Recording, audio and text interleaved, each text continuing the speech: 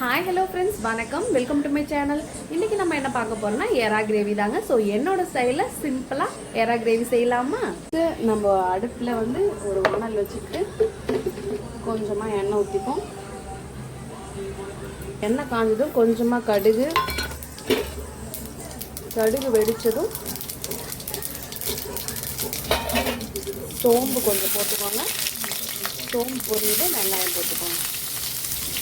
வெங்காயம் வதங்கிறதுக்காக கொஞ்சமாக உப்பு போட்டுக்கலாம்.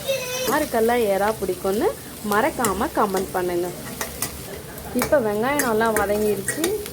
இப்போ நம்ம கொஞ்சமாக இஞ்சி பூண்டு பேஸ்ட் சேர்த்துக்கலாம். இஞ்சி பூண்டோட பச்சை வாசனை போகிற வரைக்கும் நம்ம வதக்கி விட்டுக்கலாம். பச்சை வாடை போய் நல்லாவே ப்ரௌன் கலரில் ஆயிடுச்சு. ஸோ இப்போ நம்ம தக்காளி சேர்த்துக்கலாம். நம்ம கொஞ்சமாக மஞ்சள் போட்டுக்கோம். மஞ்சள் போட்டு நல்லா வதக்கிடும். நல்லா வதங்கட்டும். இப்போ நம்ம மூடி வச்சுக்கலாம். ஸோ மசாலா எல்லாமே வந்து வெங்காயம் தக்காளி எல்லாமே நல்லா வதங்கி வச்சு இப்போ வந்து நம்ம க்ளீன் பண்ணி வச்ச எறா வந்து போட்டுக்கலாம்.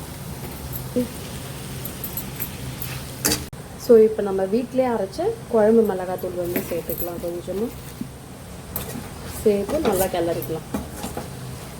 கொஞ்சமாக கரம் மசாலா போட்டுக்கலாம். எல்லா மசாலாவும் சேர்த்து ஒரு 5 நிமிஷம் அப்படியே சிம்மில் வச்சு வதக்கணும். மசாலாலாம் சேர்ந்து நல்லா வதங்கிடுச்சு. இப்போ நம்ம தேவையான அளவு கொஞ்சமாக தண்ணி ஊற்றிக்கலாம்.